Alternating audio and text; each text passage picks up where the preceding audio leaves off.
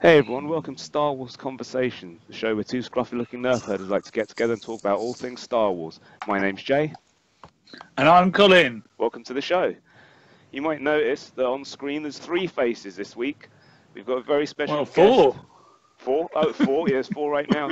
But we've got a very special guest live and direct from New York City, Darrell Taylor. Hey Darrell, how's it going? It's good. It's good. We're dealing with snow and all that great stuff that we like with snow. No, we really don't. It's miserable. It's cold. It's you can't drive around. We're going stuck to in do our a houses. spotlight. Woo!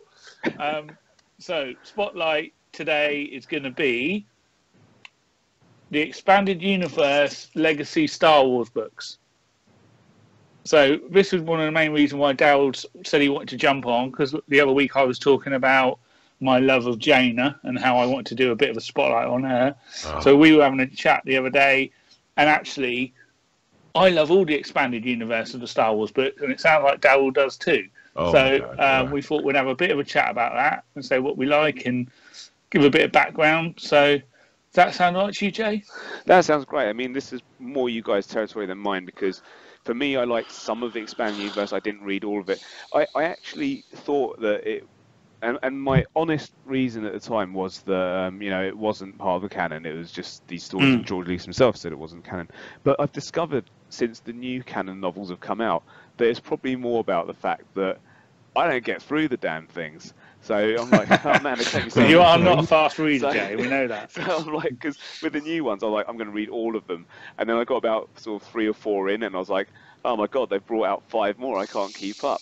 But with the Expanded Universe ones, I tended to like, and I've mentioned before, I tended to like the ones, and I'm just looking across at them, like the Tales from Jabba's Palace, the Tales from Mos Eisley Cantina, all those ones, Tales of the Bounty Hunters, the ones where they were short stories about a lot of the background characters and their stories. I liked all those kinds of things. So you got Davin Felth and people like that, I read like some like Heir to the Empire and that kind of stuff. But on the whole, and I've got I've got the Darth Maul one that came out. I can't read it from here. The one, the Hunt, the something Hunt, Darth Maul.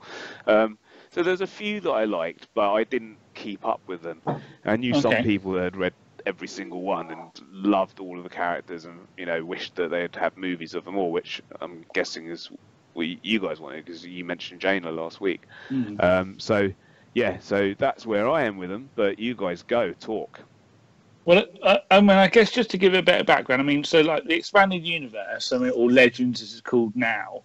In the novels, it's been going since before even the actual first film came out. Because the actual novelization had elements of it that were Expanded Universe stuff and is now not seen as canon.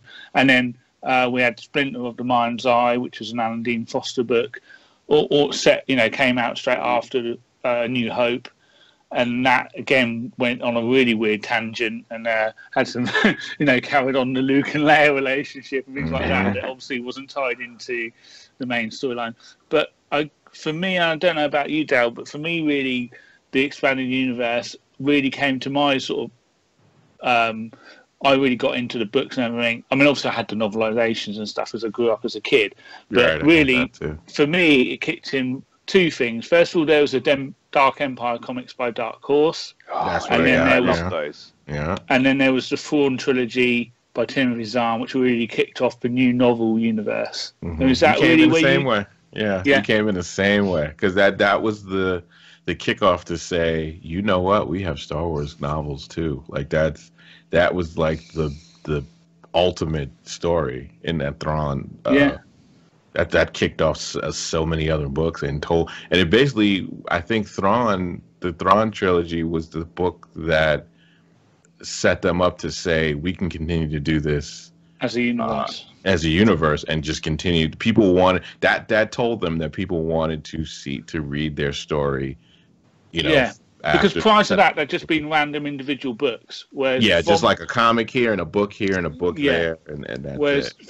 From that, it started its own universe, and all the other books fitted into that same universe, didn't they? Pretty much. Yeah. Well, they did. Yeah. Well, Star Wars, what they kind of set up was there were main books that would be their canon that continued from Thrawn trilogy all the way to Leia and Leia's kids and like all of them, all her kids being grown and all that, and even Luke being married and having kids. Like it was set. And we still have it now. Like there's still there's books still coming out set, coming after that where they're at the age they are now. And in the movies they're an older age and they have kids and all that kind of stuff. So they had those books that were set, like they numbered them and they were all set right after the other in the timeline. And then you had the books that were like 3-part books they weren't set exactly set right after, but they were this one adventure where Luke went out and found his mother. He found it like the planet his mother was from, and then all that stuff has been negated with the canon and whatnot. But back then, that was the deal. Like he would go off and learn more about the Force. Like they would have little stories here, or Luke and Han would Han and Leia would go off and have an adventure, or Lando because there were times when Lando and Mara Jade would go off and have their adventures. So they would do smaller pockets of stories in that set in the world too. Yeah. And so in terms of the eras the book covered, the main ones, they had the Rebellion era, which was basically from the Battle of before the Battle of Yavin to 5 years after the Battle of Yavin, and then the New Republic era, which is really where the books really properly kick in with Thrawn, and that is really from after the Battle of Yavin, 5 years, all the way for another 20 years, and that really was the story of how Han and Leia got together. As you said, they have their children. Right. Luke basically starts trying to find and looking for new Jedis and starts trying to build a new order, trying to find apprentices to train. And some of those people being Han and Leia's kids. Mm-hmm. The next section of the universe is called the New Jedi Order. And that is 25 years after the Battle of Yavin to 36 years beyond the Battle of Yavin. And that is really where I seriously got into the books, because there were so many coming out. I just got completely into it. I loved it. And it was, I guess the main difference there is that the Arkin storyline was the Yuzon, I can't even say it, Yuzan Yong. How do you say it, Darrell? Yuzan Vong, who are basically a bunch of aliens that don't have any connection to the Force, aren't visible in the Force, have no... Because they weren't in this universe, they said, at first. They were from outside outside our main galaxy. And they basically invade, and so it's also a time... Well, remember how they set it off? They set it off like a comic book by killing off a main character in the first story, which was Vector Prime. Yeah, and that was a real big deal at the time, wasn't it? That he'd been killed off. I mean, I guess there was a lot of outrage when they did that. I mean, I guess we could spoil that. Yeah, it's been years now. It's been over 20-something years since the thing came out. If you wanted to not be spoiled, you'd have read them by now.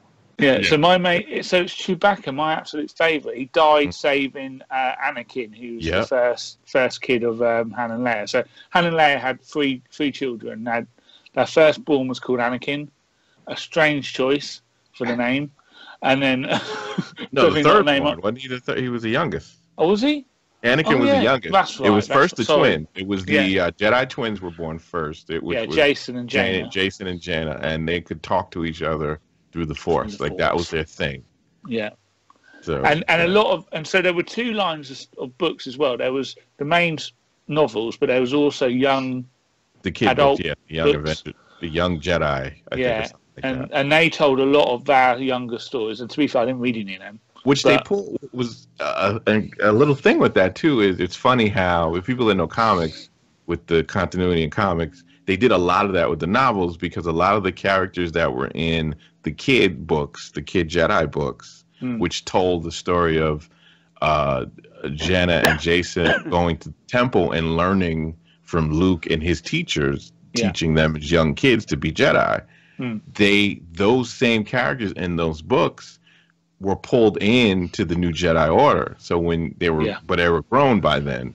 So they would put these characters in, and if you didn't read them, it was no big deal. If you didn't read the younger all ages books, but if you did, it was really a nice little. It'd be all these different canon and spotlights of these characters that you'd be like, why are these characters important to the book? And you find out from that.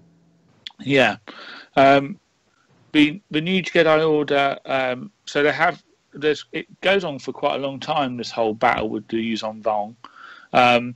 Once that's eventually resolved, there's the Dark Nest trilogy, which is added to that, which is some kind of hive-like aliens. Really weird insectoid things. Right. There's a strange, and they sort of like take over people's brains and are trying to infiltrate, a bit body snatchery. Like that was a bit of a strange storyline. Well, let me throw one thing in there. Like New Jedi Order went from 1999 all the way to 2003 when they did the last one. There was a lot of books in that. About 26 books, I think, just on that main storyline, I think. And what would happen that was sad about that, that the Anakin character, again, this is a spoiler, but it affected just because Luke, I mean, it kind of showed you the power that Lucas had where he said, he left the books alone for the most part, but they had to go through a particular person to get them approved and all the stories to get approved. And because he decided to do the prequels, which was about Anakin, he actually made them kill off the Anakin character midstream because he was supposed to be the hero of the war, and they made him kill him off midstream because he felt like people would just get confused, so just kill him. And all these people that had written the books already had to go back because these books were waiting. Like these books were written way in advance. Dates were given out, the newsletters were given, everything, and they had to go back and redo and retool the entire story. They had to get back together and do a brain trust and plan out how they were going to end this whole thing. And because it was, it really was. I think a couple authors had quit.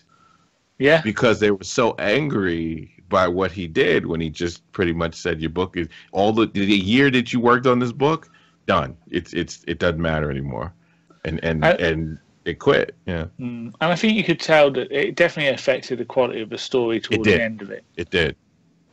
It totally did. Disappointing. So that then led to the Legacy era, which is 40 years after A New Hope. Battle of Yavin, and really, that is the formation of what was the Galactic Federation of Free Alliance, or the GA, the Galactic Alliance. Yeah. And again, I to be honest, all of this period I loved. And this is really where, throughout the New Jedi Order and this era, is when Jaina and Jason actually become more and more key characters in the story. I mean, they maintain Luke throughout all of this. Right. I would say Leia and Han go a bit to the background. They're still in it a lot. Yeah, they do side books. But they do a lot of, because there's even, I mean, they become grandparents, don't they? Yeah, because Jason has a kid with a woman from the Young books, from the line, those books, because they were a queen in her own right, or something. She was a queen and a warrior. They were pretty much like imagine the Amazons or something like that. Yeah, like they were a warrior race, and she was a Jedi at that. Yeah, and then so that there's a lot. So they take that very parental storyline. Leia's journey is very much around the the New Republic, but it basically fails. And because the deal was, what if you get rid of the Emperor, but what the things that weren't so bad about the Emperor, was one good thing he did was he unified people, because there were so many races that were previously at war with each other over menial things.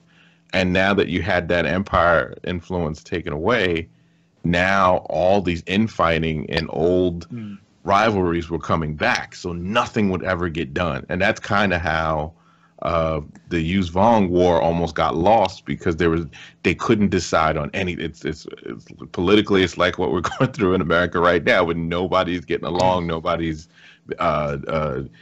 making decisions together, everybody's fighting everybody else, and that kind of is what that's spaced off. And that kind of what someone else not getting on. It's my Wookiee. That's the Wookiee. And that's kind of what it was good to see. Leia, who had quit, she had left because she wanted to retire and be with their kid, be with her husband, and be with the kids, because they were married in this canon. Yeah. And then it got so bad, and Mom Martha had passed, and it got so bad that she had to come back, because there was so much infighting, to the point where they actually got the Empire. Like, there were remnants, that there was an area where there was a remnant area where the last of the people had, when the Empire broke apart and all that, they had their own little section, and they let them have it. Like, they let them have their own little section, and they had to even bring them in to the government. And that's really how the GA was created, because that very much became a merger of imperial approach, right, with very much a military leading the governance of the galaxy. Right. And there's some really interesting characters like Admiral Darla and her aide, whose name I can't remember, Wyndon Price or something like that. Right. Jagged Fell, who was a Chiss. Yes. Yeah. With Thrawn, and that goes with Thrawn, who's a Chiss as well. Yeah. So really, really interesting stuff, and you can see elements of this come out into A Force Awakens. A lot of it. Parts of the the First Order, the idea that they're hidden away on the Outer Rim, very rebuild and that kind of stuff. But again, going back to the characters, I think really it became. I got more invested in what happened with Jason and Jaina than what they were dealing with. I mean, like I say, Leia definitely had an arc. I didn't feel that Han Solo had a really strong. His arc was mourning. Remember, he was in mourning for Chewbacca, and he was a lot. Like, he was just drinking. And then Anakin. Yeah, and I think they kept you kind of get a sense of that. They kind of kept that when his son went bad in the movie in Force Awakens, where I don't think Han ever recovered from that, and he just went off and became a smuggler. And that's kind of what Han did. He didn't have any other purpose. He just drank and went out and hung out in pubs and stuff. Yeah, because he had three major things that affect him in this whole storyline. You had the death of Chewbacca, you had the death of Anakin, and then you had Jason's turn to the dark side. Right. So he the daughter brought him back. His granddaughter was really what kind of that's what kept him going, Alana, and looking after her. But so as we're alluding here, Jason had a really interesting story arc. I thought he ended up going really dark side because of a character who kind of was like the character in Force Awakens that owned the bar that they went to see, that kind of knew. And this new character, the character in the book, was basically one of the council on the Jedi Council way back, because she was one of those races that don't age. Yeah. To be fair, none of them seem to age that much, because Han and Leia are still flying around like exactly. So she had been disillusioned by the Jedi Order, and said that they would become selfish and cold, and and then her whole thing was that you should embrace the dark and the light side of the Force. They're not really different. I love that. Yeah, they're not really different. They're just, you use each one to get done what you need to get done. And Jason they're going down that road with Rebels right now. With the that's the thing. And so Jason came to get out of being captured, because he was captured. He was broken first. First they broke him completely, and there was like a book where he's just completely being tortured over and over again for an entire book. And then she eventually saves him, but she wants to prepare him. It's basically like you don't know it, but she's like her own little emperor, and she's like, you are going to be my apprentice, and I'm going to... Yeah, she was, very Machiavellian, wasn't she, in terms of the way that she operated and had this sort of control over him. And because she like some kind of feathery bird type creature. That's exactly what she was. That's how she got away. This funny tear that healed people or something. Yeah, they heal people. Yeah. Oh, it's all coming back now. It's all coming back. That all disappeared out of my little brain, but it's coming back. It all happened. So we had his storyline. Also, Jaina came into her own, and as I said, she really strongly became my favourite character in this. Yeah. She became the sword of the Jedi. She took after her father. Yeah. She took the best of both, really. She became her own. She did her own training as a Mandalorian. She was the best fighter pilot that they had. Like, she was the best one. X-Wing fighter pilot. I mean, she was everything I wanted to be. What we thought might have been Rey might have been. So she was Rey. I know they took from Rey. I know they made Rey. That template for Rey had to have come from Jaina. I know if they say otherwise, they're lying. Because Rey still could go down that path and have more of her personality in there as the movie goes on. Jaina could fix ships. She had a natural thing with the Force of how she flew. She was very headstrong and sometimes even rebellious. And like all those little things, I'm looking at it, and when I see Rey, it's like I'm looking at Jaina. That's how Jaina would have been on screen if they did that. I am just really disappointed that they couldn't use that character in films. I would have loved to have seen it. Would have been great. It would have been. And I guess the other storyline, obviously, is Luke's storyline. So he goes through he has a bit of a wobble with the dark side, but that's resolved fairly early on in the books. His main challenge is creating the new order, having quite a few in the early days, having quite a few of them really be, almost getting turned to a dark side, and you really I felt an ongoing threat that it would be so easy for any of these Jedi to turn to the dark side and create an enemy there. And his arc basically. He obviously gets involved with Mara Jade, who we mentioned earlier, who's another character that's come out of these non-canon books. Yeah. The Emperor's Hand, and over the many years, they eventually have that relationship where I don't know, do they actually get married? I think they get married. Fel and Jaina get married. Yeah, not that long ago. Luke and Mara.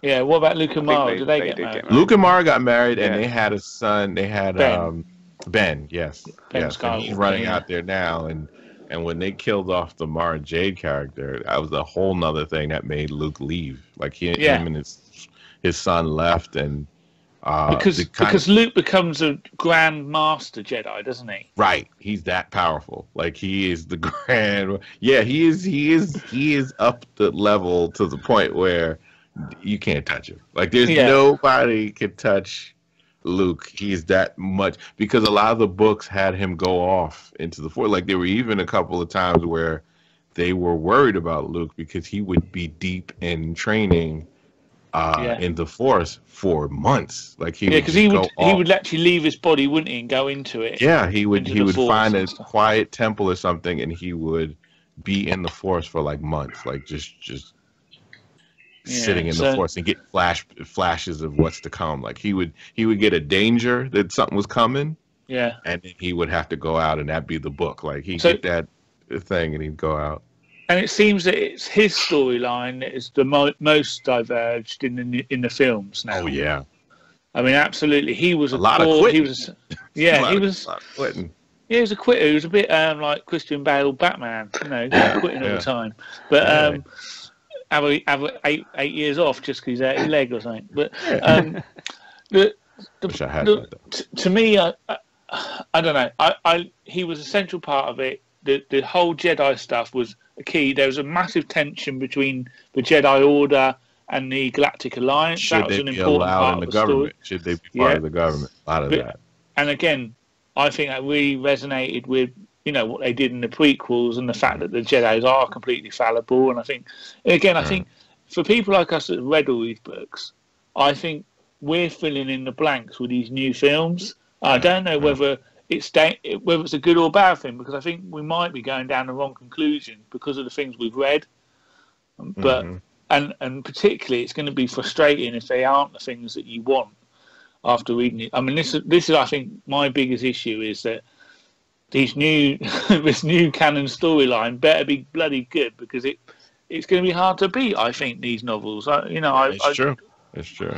I absolutely loved them, and would you recommend, if people haven't read them already, Darrell, would you recommend people go back and read them, or because it's a new canon, or not bother? I would recommend you stick with the main, but like if you really want to, if you love Leia and all of them and Luke and stuff, and you want to read some good written adventures, I think you'd start with the Thrawn trilogy, of course, and then you jump to the New Jedi Order. Legacy, jump to Jedi Order, continue all the way to Legacy. Yeah, I agree. That'd be the best thing to do.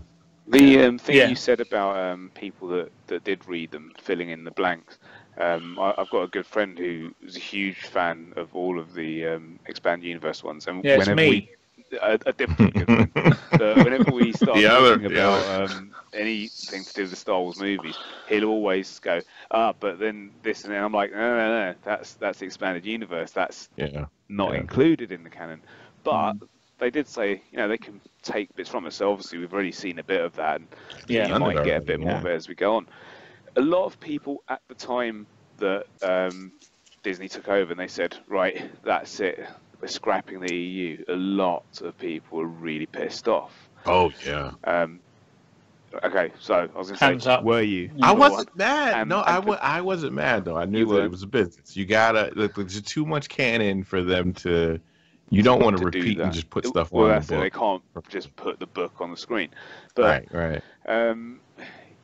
Do you think that so far they're doing a good job with the bits that they're taking and how they're using it?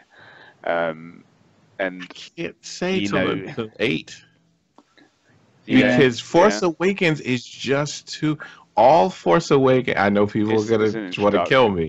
But all Force Awakens is them not pissing people off. That was basically is like, let's do...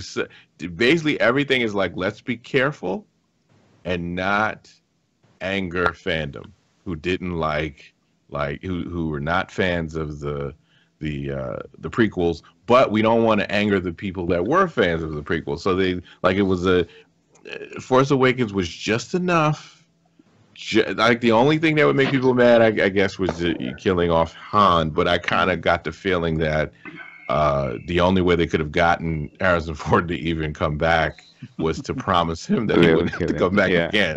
And that's it. Because he really just doesn't want to do it, and that's fine. It's not a big deal. So you have to kill Han off, because there's no way he'd be alive and not be in this, story. If you take the current books, right? So the canon books, do you find that they're taking little bits from the Expanded Universe and dropping that in there? And do you think they're doing any of that particularly well? Some, but then there's some books that I've read. Like I've read the first 2 that were set, like the what is it called? The New Dawn. Right. Had, and then Tarkin was second, wasn't it? I didn't read Tarkin yet, but I read the one that was the setup. Like it was the first aftermath. Balance of something. It was set right before Force Awakens. It was how it's supposed to show up. No. Before Rogue One. This was Lost Stars. Was it that one? No, not Lost Bloodlines. Bloodlines. Bloodlines and Lost Stars. I think I read both. Because Lost Stars crossed the gap from the old. I haven't read that yet. And they threw so many characters in that I've never heard of. The TIE Fighter pilots, wasn't it? It was rough. Rough. I think you're thinking of the Aftermath book, Darrell, I think. Yes, that's what I'm thinking of. My bad. Yeah, that was set straight after Jedi, and it was so confusing. Yes, it was so confused because they threw like the pilot from. She was in the comic too. One of the Star Wars comics. Like she was the pilot of the shuttle that took Luke Wexley's mum. Yeah, that's it. Yeah, and it was just like what?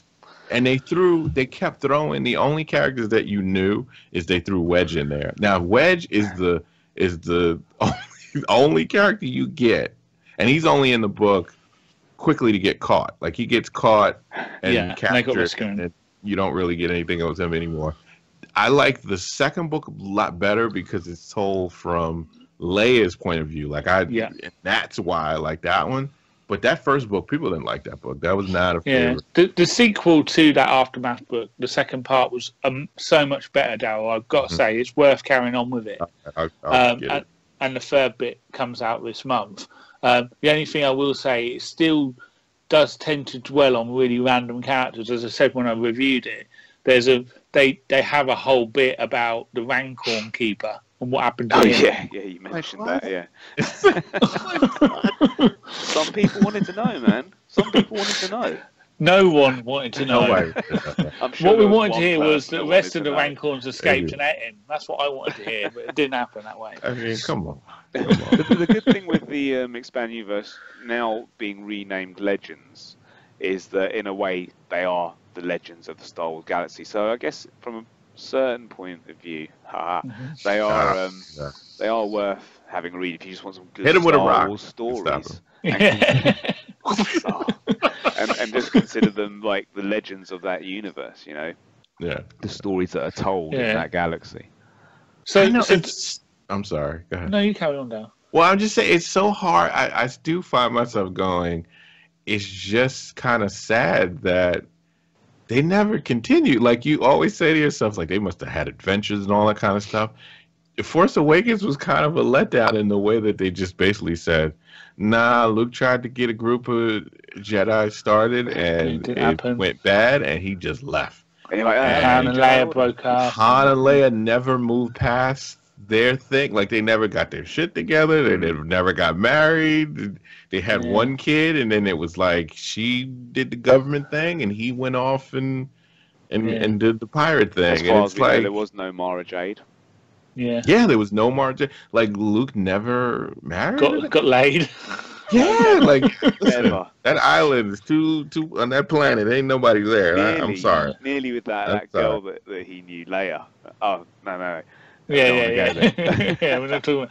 I mean, there was a guy on our Facebook group. I think it was it Tom J after Force Awakens. He was about the one person on our group that just hated the film because he was saying how one that he hated.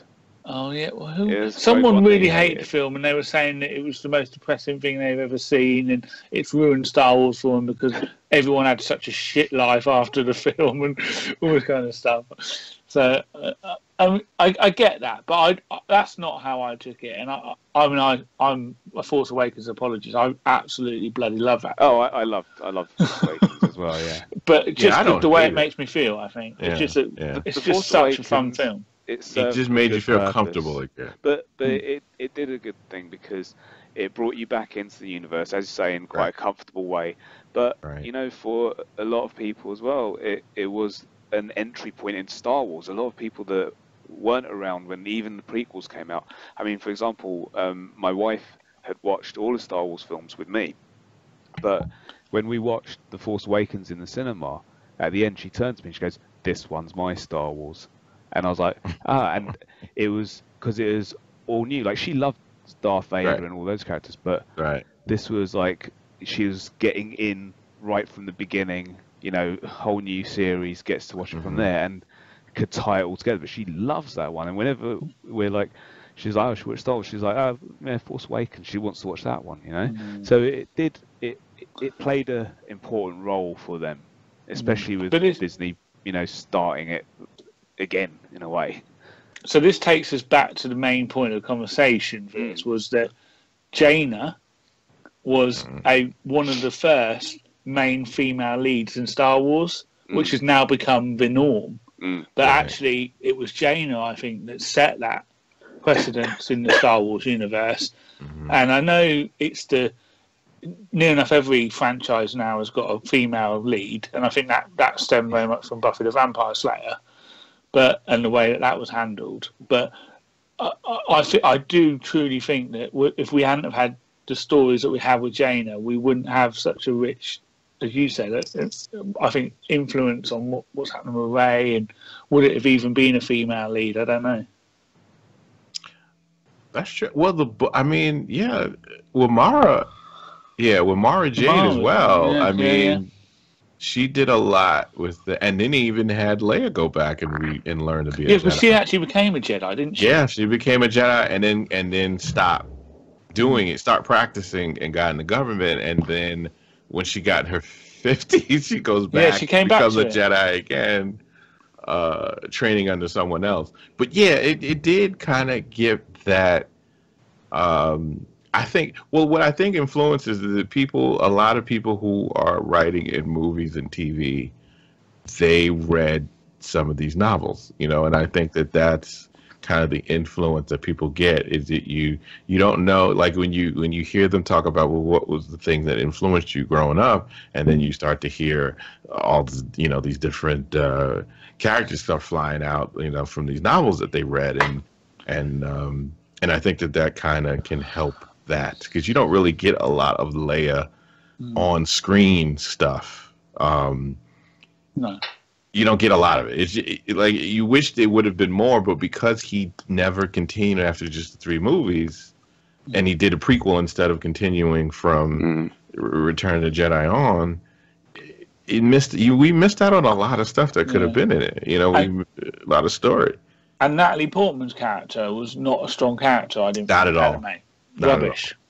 She didn't bring anything to power. Weak. She was written not only weak, but I think it was almost a disservice to women, the way women are portrayed, because he was it was almost like that you repeated the cycle of he's not that bad, but he's bad. Like he didn't mean to. Like he chokes her out and she still loves him though. I mean, she in the last movie, like he's abusive, he's angry, he's controlling. In Attack of the Clones, why she didn't just run after he tells her the story on Tatooine? It's like should have been going then, right?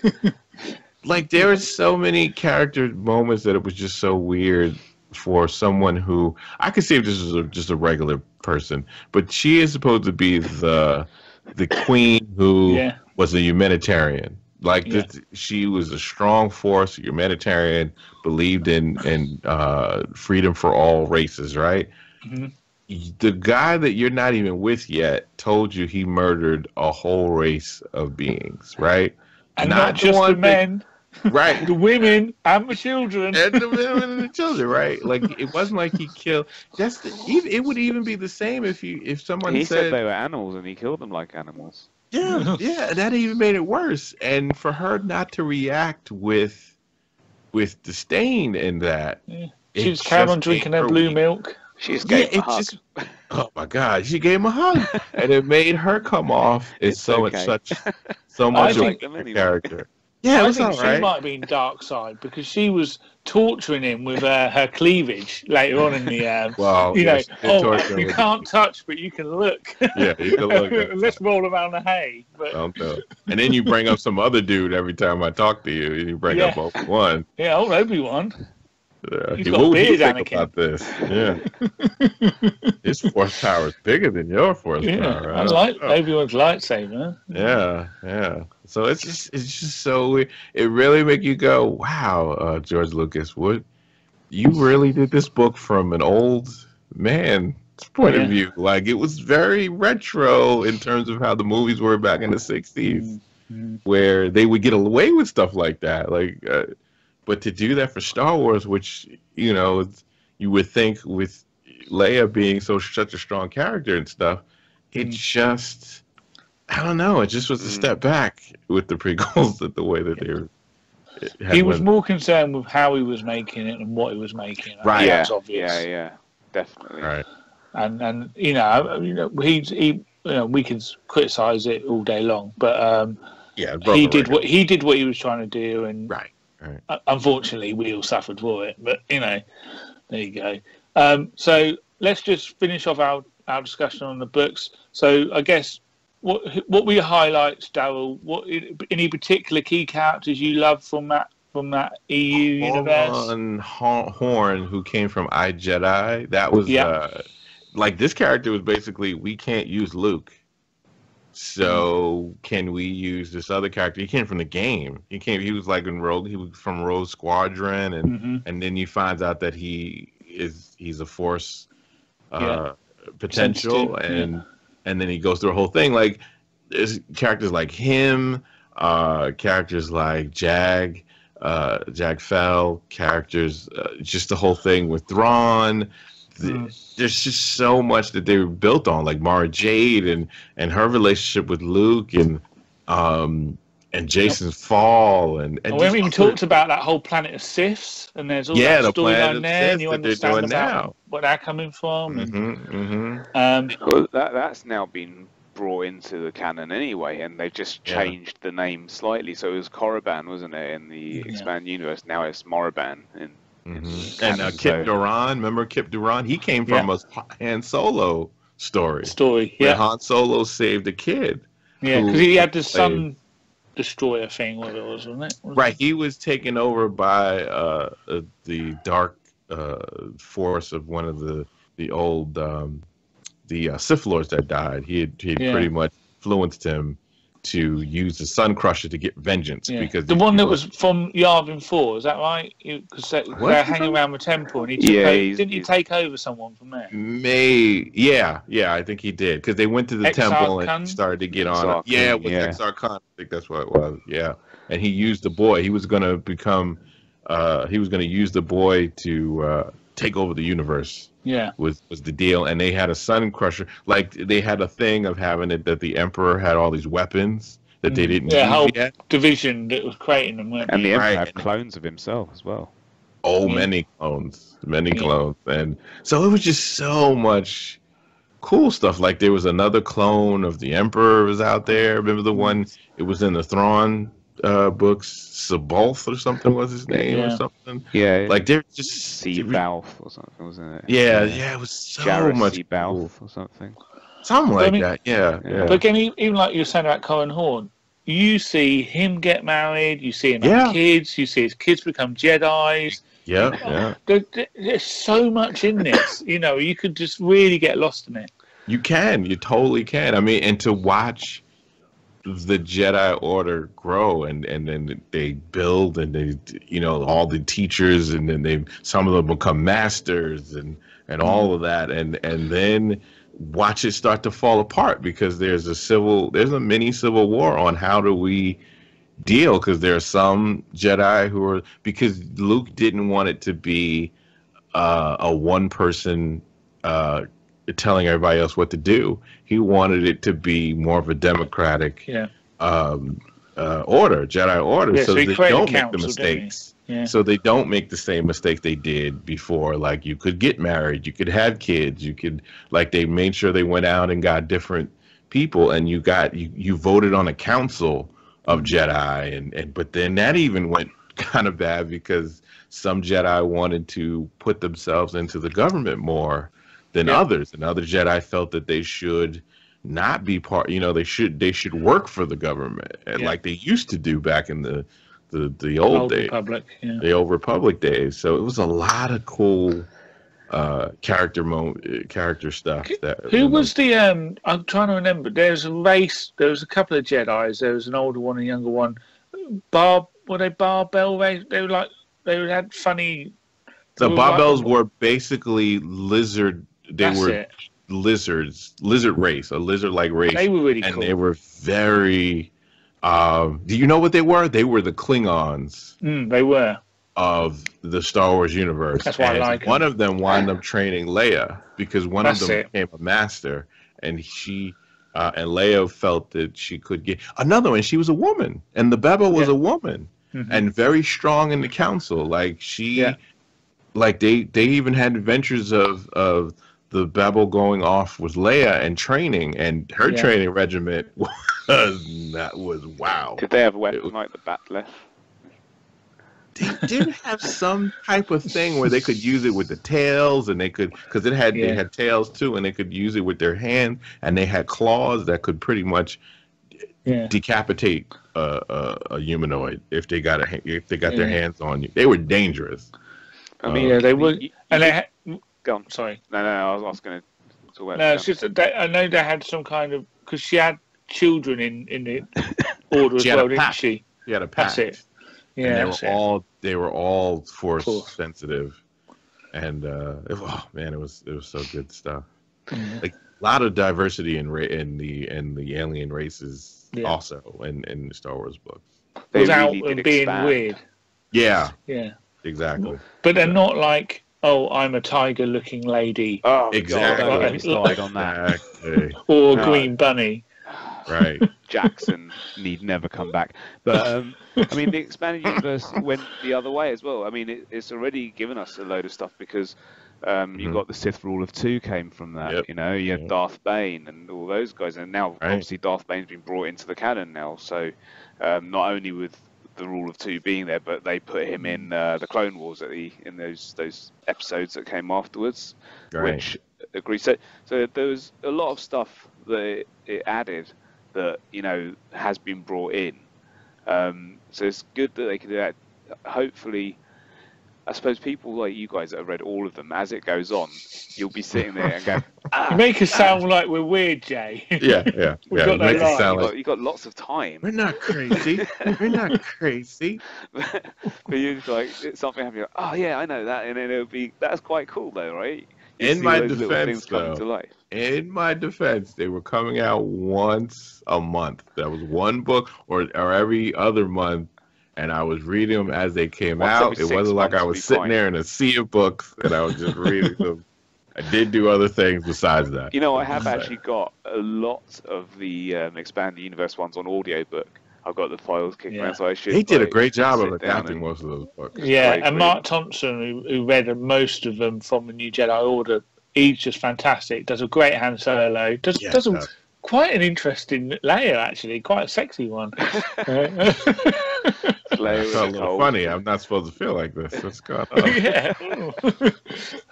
But I think he again, and because also the audiobooks, they aren't just literally narrated. They've got music and effects and stuff like that, which I know some people don't like. I think they really enhance. I think it works. They sound effects. You get the sound effects of the ships and the different droids and music, even the sound of the scenes. Yeah, the lightsabers. You get the encounters with the lights.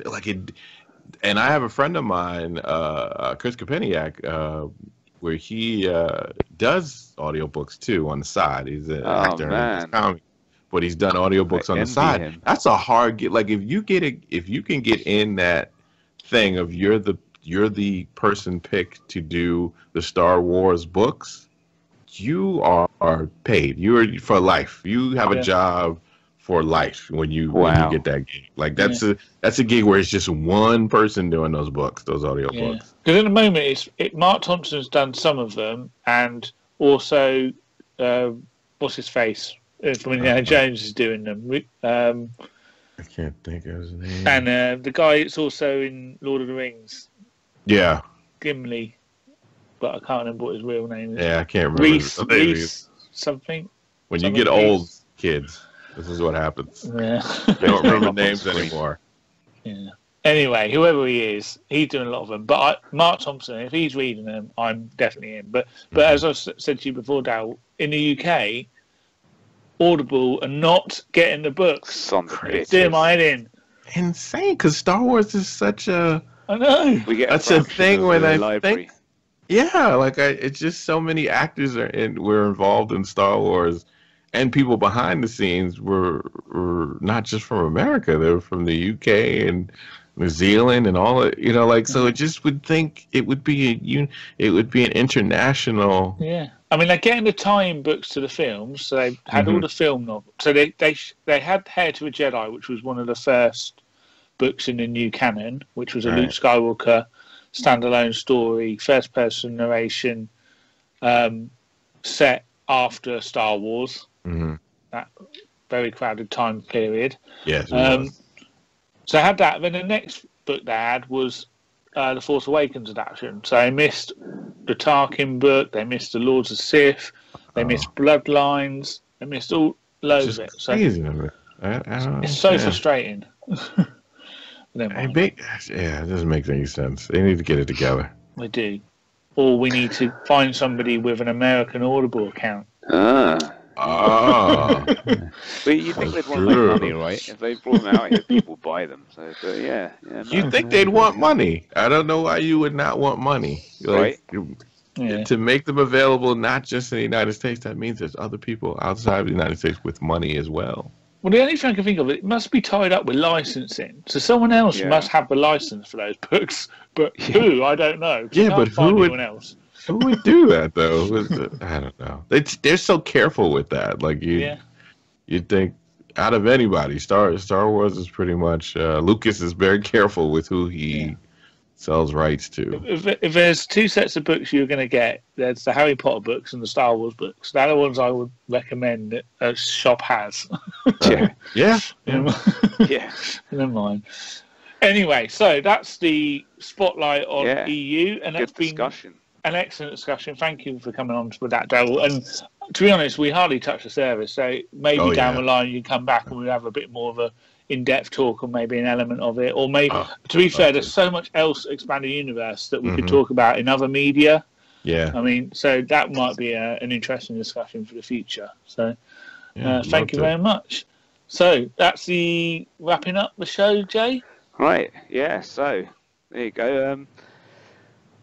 That's us for this week. You can find us on our Facebook group. Oh, God. This is going to be a challenge now. Which is Star Wars Conversations. Yeah. You can also find us on YouTube.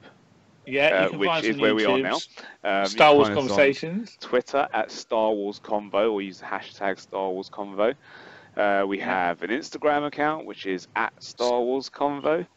We're on SoundCloud. Colin, where's that? Well, again, if you go on SoundCloud and you search for Star Wars Conversations, you'll find us. But also on here, we've got a nice little tiny URL, Star Wars SC, if you want to find us on there. And we've also got as well, right? We've got our own RSS feed if you are weird and don't use iTunes or Stitch or anything like that. So you can find the podcast version of this that way. And you can also find it directly on iTunes, just as for Star Wars Conversation. But if you're going to listen to the podcast, there's only really one place to listen to that. Do you think that is on where that is? Yeah, Taylor. You go to taylornetworkofpodcast.com and you can look at or check out a bunch of different podcasts, whatever you're into. We have Nothing's On, which is a movie and TV podcast, and that's a weekly podcast. And we keep everybody up to date on what TV shows you should check out. And I'll tell you, that's a godsend. That I don't need to watch it anymore. I can just listen to what's actually happening. That's really good. We get you caught up, and we try to, even anything that's a new pilot or whatever, we try to catch you up on. Should you even give it a shot? And then from there, you can decide. You send us emails, suggestions. You email us on the show. You get a lot of emails for that show, a lot of feedback, and a lot of voices that Donnie does. I enjoy those. Donnie Salvo, the comedian. Yes, he has many voices that he does. He's the only one on the payroll. It's expensive. He's really expensive. But we, like I said, with Go Trek Yourself, that's me and JK. That's my favorite.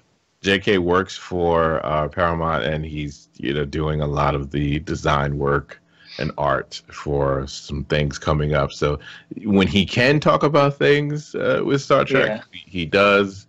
And we discuss a lot of the Star Trek stuff. It's only 30 minutes. We keep it short. It's a weekly podcast as well, so we keep you updated on that. No apologies. That is the one where all the kids have to be out of the room. They do. This is for the adult time. This is the adult time. It's a satire. It's a funny podcast. We discuss everything from pop culture to comics to movies and all that kind of stuff, but we do it in a way that it's like guys at the pub who don't have to worry about anyone offending too many people, because That show is it is a fun show, and but we can get lots we get kind of out there.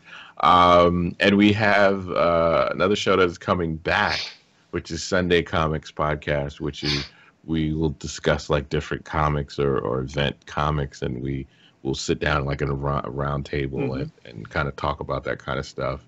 And also we're coming back with Comic Rack Snark Fest. That's me and this is with the girls. This is they yell at me and tell me how bad I am as a man. Okay. No, it just comes out anyway because they team up on us. But it's Gotham by podcast. Geek, you forgot about that? Yeah, Gotham by Geeks is the Batman podcast. Of course, I have the Batman hat. That's what I have to wear when I do the Batman podcast. And that we cover everything from the comics to the movies to TV to the animated and all that good stuff. So it's great because you spotlight random issues as well. It's not like each of us spotlight our own, which for that week. For that particular episode for the week, we each get our own, an issue or a couple of issues, and we spotlight it and talk about that book. It could be anything from the 60s to something that happened in a book that came out like a year ago or whatever. Anything we feel. And you've had some great guests on that recently as well. Yeah, we have Tom King, who is worked at Marvel and DC, and he's currently exclusive at DC, and he's writing the current Batman book. Also, check out his Vision on Marvel. It's amazing. A really good book. And Sheriff of Babylon is a good book as well. And James Tyrion was on the other week. Oh yeah, we had James Tynion, who is writing Detective, so we had him on there. We learned a lot about his book and interesting. Fun stuff. Yeah, it's lots on there. So that's definitely a place to go to if you want to listen to our podcast version. If you're bored and you don't want to look at my face, then that's where you go. It's on Stitcher too. So, we have Taylor Network on Stitcher too. So if you want to check it out on the app, you can check it out there as well. So we're on Stitcher then, I take it, if we're on your network. Yes, you are. Hey. You are. Thanks. So you can also find us on Twitter. You can find me at _J_Tank. Colin? I'm Captain Colin on Twitter. And Darrell, what are you on Twitter? The Voice 123. Oh, easy. Cool. Right, so thank you very much for joining us this week, Darrell. Yeah, pleasure, mate. Lovely to have you on. Good time. And that's it for this week. So until next time. Punch it, Chewie! May the force be with you.